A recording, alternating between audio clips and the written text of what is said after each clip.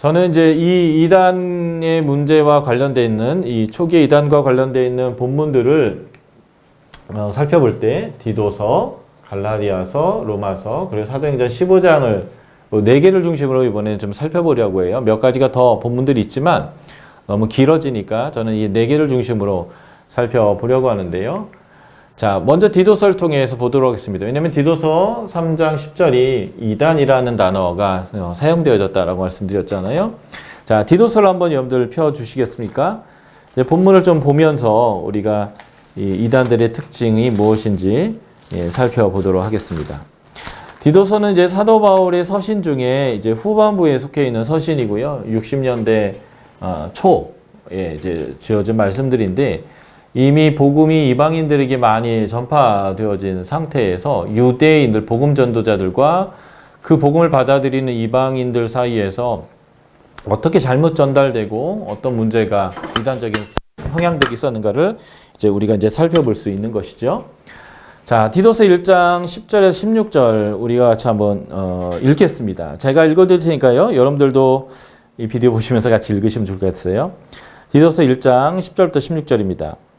불순종하고 헛된 말을 하며 속이는 자가 많은 중 할레파 가운데 특히 그러하니, 할레파라고 하는 이 단어는 유대인이라는 것을 의미하는 단어이죠. 예.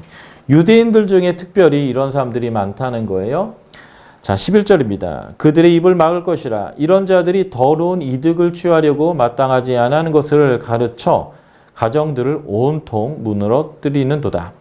그레데인 중에 어떤 선지자가 말하되 그레데인들은 항상 거짓말장이며 악한 짐승이며 배만 위하는 게으름뱅이라 하니 이 증언이 참되도다. 그러므로 내가 그들을 엄히 꾸짖으라. 이는 그들로 하여금 믿음을 온전하게 하고 유대인들의, 여기 유대인 나오죠, 할레파, 허탄한 이야기와 진리를 배반하는 사람들의 명령을 따르지 않게 하려 합니다.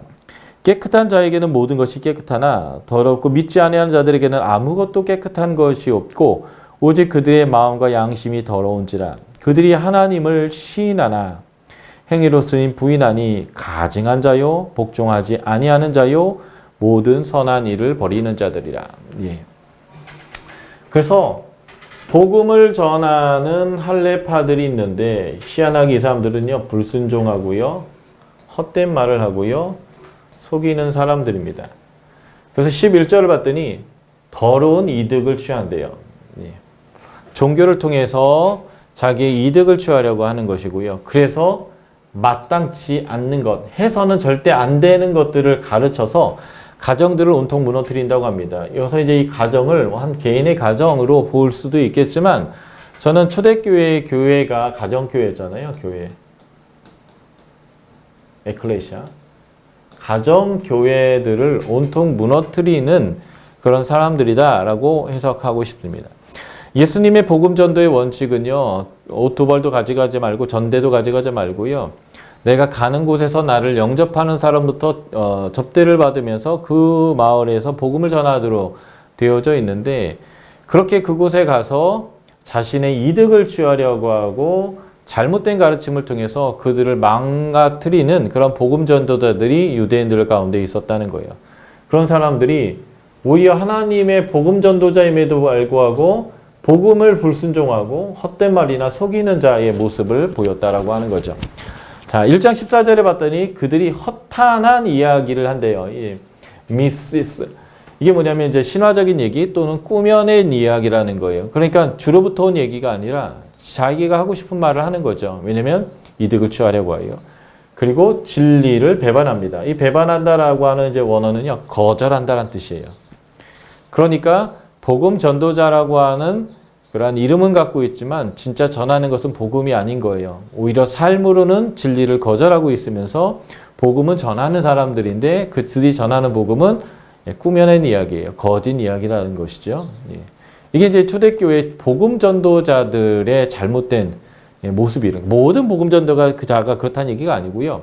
그런 사람들이 있었다는 거죠. 그래서 1장 16절 보면 그들은 하나님을 입으로는 시인해요. 입으로는 뭐 하나님 얘기하고 뭐 다 얘기하지만 중요한 것은 행위로는 부인은 하는 가증한 자고 복종하지 아니하는 자고 선한 일을 벌이는 자라는 거죠. 제가 요 강의 마지막 부분에 마태복음 7장의 부분을 통해서 이제 이 얘기를 더 자세히 할 건데, 거짓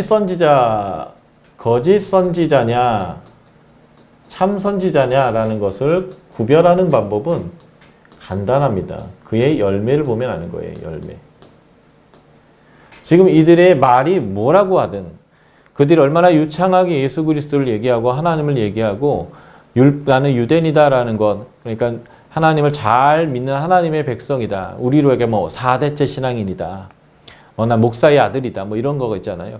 아무리 그런 것을 얘기해도 그의 삶의 열매가 그가 누구인지를 이제 말해주는 거죠. 일단은 디도서에서 말하고 있는 이단은요, 복음 전도자들인데 그들이 하나님을 말하지만 삶으로는 하나님 부인하는 가짜, 거짓 가르침을 주는 사람들이었다라는 것을 보게 되는 거죠.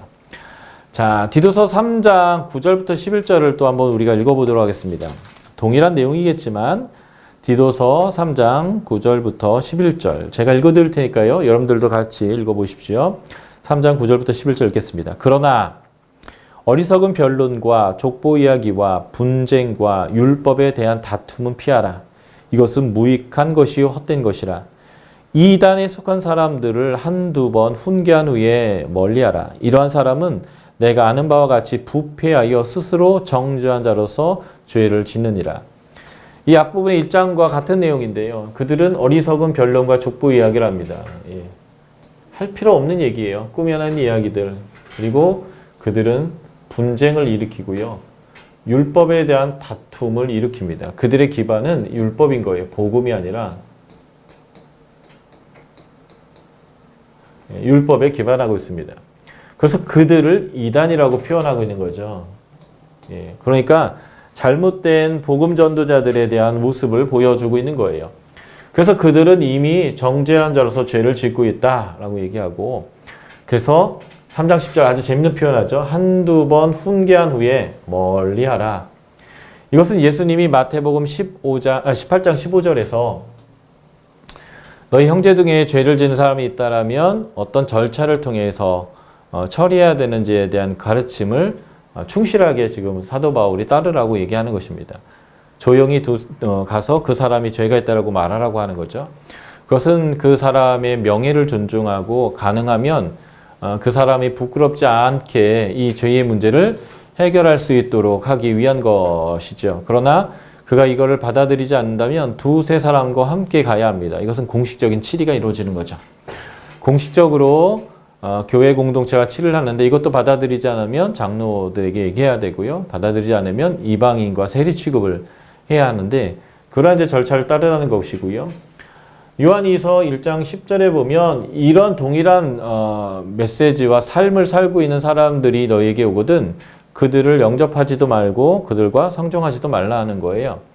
이것이 이제 초대교회에 이단들이 얼마나 많았는지, 그리고 그 이단들을 이제 분별해야 된다라고 하는 것들을 가르치는 이제 모습이다라고 볼 수 있겠습니다.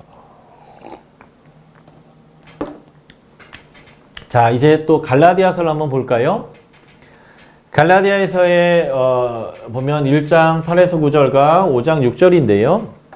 갈라디아서 1장 8절 9절 먼저 우리가 같이 한번 읽어보도록 하겠습니다. 갈라디아서 1장 8절 9절 제가 여러분들에게 읽어드리겠습니다. 그러나 8절 그러나 우리나 혹은 하늘로부터 온 천사라도 우리가 너에게 전한 복음 외에 다른 복음을 전하면 저주를 받을지어다.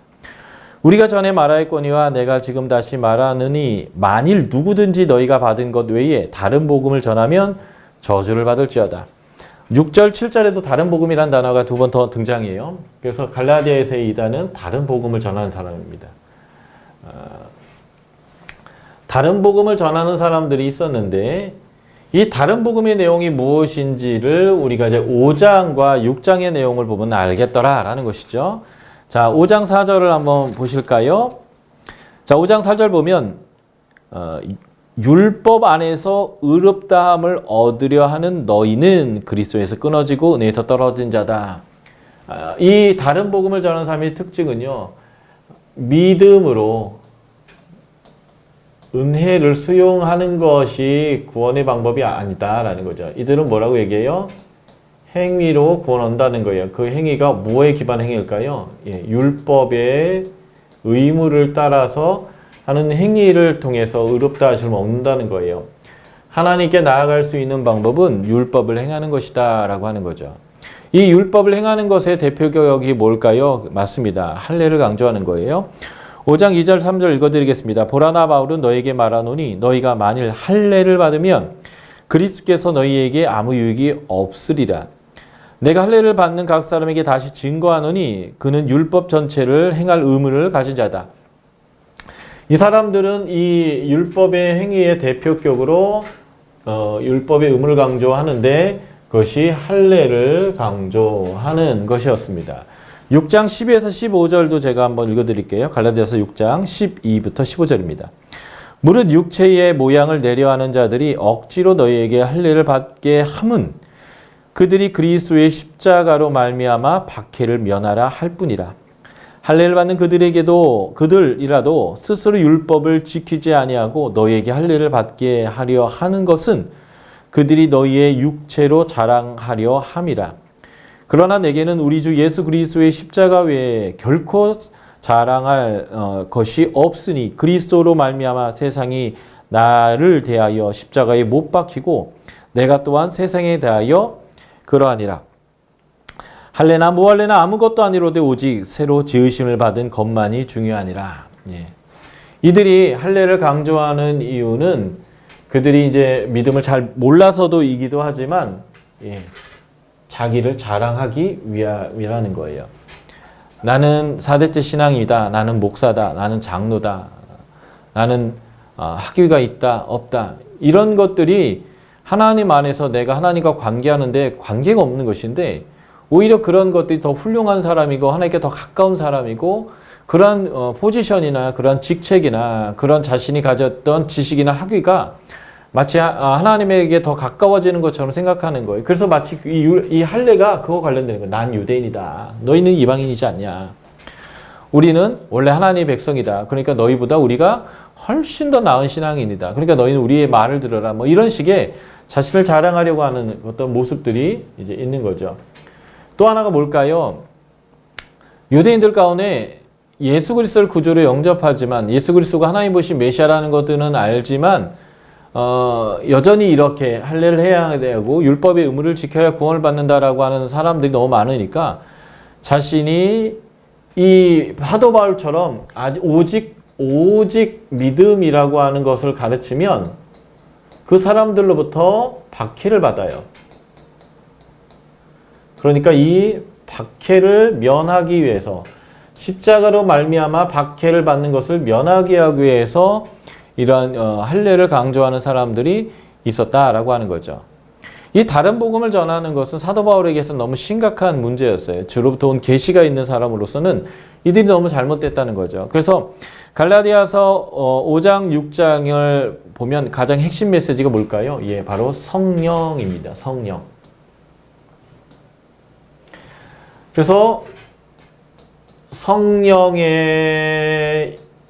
열매와 대조되는 육체의 일을 언급하면서 여기 할례에 대한 이들 얘기, 여기 할례에 대한 이야기 정중앙에 이 두 가지 얘기하면서 성령을 따라 사는 삶이 바로 복음을 따르는 삶이다라는 것을 설명하는 거죠. 그러니까 바울이 말하는 다른 복음을 전하는 사람은 어떤 사람이냐? 바로 이 육체의 일에 속해 있는 삶을 살면서 마치 자신들은 율법을 잘 지키는 의로운 사람들이고 뼈대에 있는 신앙인이고 이렇게 생각하는 종교적인 의무에 얽매이는 있는 형식적인 신앙인. 삶은 하나님을 부인하고 있어요. 그런데 자신은 하나님의 백성이라고 하는 사람이요. 하나님의 실제적인 백성의 열매는 거절하는 성령을 따라 사는 삶이 아니라 종교적인 의무에 얽매여서 자신을 의롭다라고 생각하는 그런 형식적인 신앙인으로서 이 다른 복음을 전하는 사람들을 사도 바울이 이해했다라고 하는 것이죠. 요즘에도 그런 신앙인들 많지 않나요? 나는 입으로는 예수 그리스도를 구주로 영접했고 나는 목사이고 설교도 하고 그리고 나는 장로이고 그래서 하나님의 교회에서 거룩한 어떤 일들을 감당하는 그런 신앙인인데 실제로는 그들의 삶에는 어떠한 성령의 열매도 없고 삶으로는 하나님이 살아 역사하신다는 것을 보여주지 못하지만 그러나 종교 안에서의 직분이나 그 안에서 내가 신앙생활을 오래 한 것이나 몇 대째 신앙을 했다라든지 내가 어느 신학교를 나왔다든지 이런 것들을 통해서 자신이 마치 훌륭한 하나님의 신앙인처럼 얘기하면서 복음을 전하고 있는데 거기에는 진짜 복음이 없는 이런 모습들이 이제 있을 수 있어요. 우리 교회에도. 근데 이게 초대교회 초반부에 있었던 이단들의 모습이다라는 것이죠. 이러한 사도행전 15장의 얘기는 이 갈라디아서의 얘기와 깊은 연관이 있는데 바로 이 안디옥 교회에 와서 갈라디아서처럼 다른 복음을 전하는 사람들이 있었어요. 그것 때문에 바울과 바나바와 그 다른 복음을 전하는 사람들이 충돌하게 되고요. 그 다른 복음 전하는 사람은 율법대로 살아야 된다는 사람들이죠. 그래서 이 문제를 해결하기 위해서 예루살렘의 사도들과 함께 회의를 했던 내용이 사도행전 15장 AD 49년에 예루살렘의 공의회입니다. 아마 사도 바울이 갈라디아 지역에서 복음을 전하고 돌아온 직후에 안디옥에서 일어난 충돌 때문에 이제 이 사도행전 15장의 예루살렘 공의회 사건이 벌어진 것 같아요. 사도행전 15장을 한번 여러분들 펴주시기 바랍니다. 사도행전 15장 1차 전도여행을 마친 상황에서 벌어진 일들이죠. 자, 사도행전 15장 1절 보면 유대로부터 온 사람들이 있었습니다. 이게 바로 예루살렘 교회에서 온 거예요. 예루살렘 교회. 모교회죠. 당시에. 이 사람들이 다른 가르침을 가르쳐서 사도 바울과 바나바가 예루살렘에 와서 이거 어떻게 해야 될 것이냐, 하나님 뜻은 이런 것이지 않냐 라고 이제 했을 때 그 회의에서 5절에 봤더니 바리새파 중에 믿는 사람들이 이들과 동일한 의견을 제시하는 것을 보게 됩니다. 그 내용은 이것이죠. 모세의 법대로 할례를 받지 아니하면 능히 구원을 받지 못한다. 이게 이제 2절에 나온 내용인데 이게 바로 유대로부터 내려온 사람들의 가르침이고요. 그리고 이제 이 두 번째, 이방인에게 할례를 행하고 모세의 율법을 지켜라 명하는 것이 마땅하다라고 얘기하는 것이 바로 바리새파 중에 예루살렘에 있는 바리새파 중에 믿는 사람들이 하는 얘기예요. 같은 얘기죠. 예. 그러니까 이들은 어떻게 이해했냐면 예수를 믿는 것은 하나님의 백성이 되는 것이 맞지만 당연히 할례와 율법에서 말하고 있는 음식법, 율법에서 말하고 있는 그들의 문화, 율법에서 말하고 있는 그들의 예배드리는 날과 절기, 모임들을 그대로 수용해야 한다라고 생각했다는 거예요. 이게 이제 초대교회의 유대인들 복음 전도자들이 이단으로 될 수밖에 없었던 그들의 문제라는 거죠. 그래서 예루살렘 교회는 이것에 대해서 회의를 하고 결정을 했는데요. 세 그룹이 이 결정에 아주 중요한 역할을 하게 되죠. 첫 번째가 누굴까요? 베드로가 고넬료 사건을 언급하면서 하나님은 유대인과 이방인을 차별을 두지 않더라 라는 것을 강조하게 되고요. 그리고 바나바와 바울이 다른 데서는요 바울과 바나바 이렇게 얘기하지만 예루살렘만 오면 이게 순서가 바뀌어요. 왜냐하면 바나바가 예루살렘에서는 더 권위가 있기 때문에 그렇죠.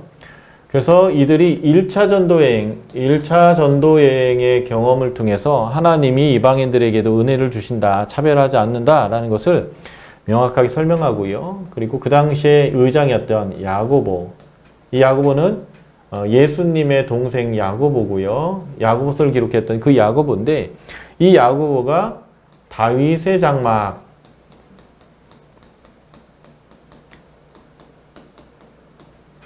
아모스 9장에 나오는 거죠. 이 아모스 9장의 마지막 부분 축복에 대한 내용이죠. 5절에 나올 때 거기에 다윗의 장막을 하나님께서 회복하신다고 했는데 이 다윗의 장막의 회복이 이방인들이 교회 안으로 하나님 나라 안으로 충만하게 들어오는 것이다 라고 해석하면서 결정한 내용이 바로 이것입니다. 이방인들에게 율법의 의무가 없다는 거예요. 의무를 강요하지 말자라고 하는 거죠. 이 덕분에 우리가 고등어나 장어, 메기, 그리고 개고기, 돼지고기 뭐 이런 것들을 우리가 이제 먹을 수 있게 되는 것이지요. 그래서 이방인 중에서 하나님께 돌아오는 자들을 괴롭게 하지 마라. 율법을 강요하는 것은 그들을 괴롭게 하는 것이다. 하나님은 그것을 원치 않는다라고 말했습니다. 그러니까 오직 믿음으로 되는 것이지 율법의 행위로 구원하는 것이 아니다. 그러니까 이방인들에게 이 행위를 강조하지 말자라고 얘기했습니다. 그러나 이 네 가지를 조심하자고 했어요. 첫 번째, 우상이 더러운 것. 우상에게 바쳐진 제물이죠. 두 번째가 뭐예요? 음행이죠. 음행. 세 번째가 뭘까요? 목매어 죽인 것. 예, 세 번째, 목매어 죽인 것. 네 번째가 피를 멀리하자인데 사실 목매어 죽인 것과 피는 같은 거예요. 유대인들이 도살을 할 때 목을 따고 모든 피를 다 쏟아내고 피를 하나라도 남기지 않기 위해서 염장을 해서 삼투압작용을 통해서 이제 완전히 빼는 것까지 하는데 그게 목매어 죽인 것과 반대되는 거거든요. 목매어 죽이면 피채 있는 거죠. 그래서 목매어 죽인과 피를 멀리하는 것은 같은 개념으로 본다면 세 가지의 주의사항을 주었습니다. 근데 이 세 가지 주의사항을 요긴한 것, 에센셜한 것, required한 것, 필요한 것이에요. 기본적으로 필요한 것이라고 하는 건데 이것은 영원한 진리가 아니라 유대인과 이방인들이 모두가 한 공동체로 하나님을 섬기는 데 있어서 이방인들이 하나님 나라로 들어오게 되는 걸림돌, 그것이 바로 이 율법의 의무였는데 이것을 유대인들이 제거해 줬잖아요. 그렇다면 유대인들이 이방인과 함께 할 때의 걸림돌이 있어요. 그들의 도덕적 수준이나 모든 게 너무 낮다 보니까 그래서 이들이 우상에 더러운 것, 우상에 드려진 제물 같은 걸 막 먹는데 그런 것이나 음행 그리고 피채 먹는 거 이런 것들을 좀 조심해줘서 유대인과 이방인들이 함께 신앙생활을 할 수 있도록 했으면 좋겠다라고 하는 하나의 가이드였어요. 그런데 이 우상이 더러운 것에 대한 사도 바울의 해석은 좀 다르죠. 고린도전서 8장부터 10장에 보면 우상의 제물은 아무것도 아니라는 거예요. 물론 예수님도 우리가 이 먹어서 뒤로 나가는 것, 마가복음 7장에 나오죠. 그것은 우리를 더럽게 할 수 없대요. 요 안에 있는 것이죠. 음란, 미움, 당 짓는 것 이런 것들이 진짜요. 우리가 하나님 앞에서 더럽게 하는 것이다라고 하면서 음식은 가치 중립이고 음식은 더러운 것이 없다라고 이제 말씀하셨거든요. 그럼에도 불구하고 기독교 공동체가 하나 되기 위해서는 유대인과 이방인이 하나 되기 위해서는 요 세 가지를 이방인들이 조심했으면 좋겠다 이렇게 제시한 겁니다. 다시 돌아오면 사도행전 15장은 갈라디아에서 말하는 다른 복음을 전하는 자들의 일으켰던 그 이단적인 그 가르침들이 초대교회에선 그건 이단이다라고 명확하게 규정하고 그렇게 하면 안 된다라고 이제 말했던 그 결과가 AD 49년의 예루살렘 공의회입니다.